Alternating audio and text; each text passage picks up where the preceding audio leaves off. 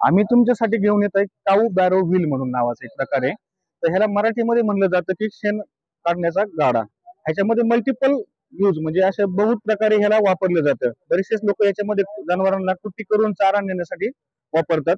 दुसरं आहे की रेग्युलरली आपण जरी आपल्याकडे 10-15 जनावर असेल तर त्याचे समजा एक 30-40 पाट्या रोजचं शेण आपल्या डोक्यावरती वाहून नेण्याऐवजी आपण त्याला काय करू शकतो, याच्यामध्ये 20-25 पाट्या शेण टाकलं त्याच्यानंतर असं आपण सहज उचलू शकतो त्याला आणि असं नेऊन आपल्या जिथं उकिंड आहे तिथं आपण टाकू शकतो.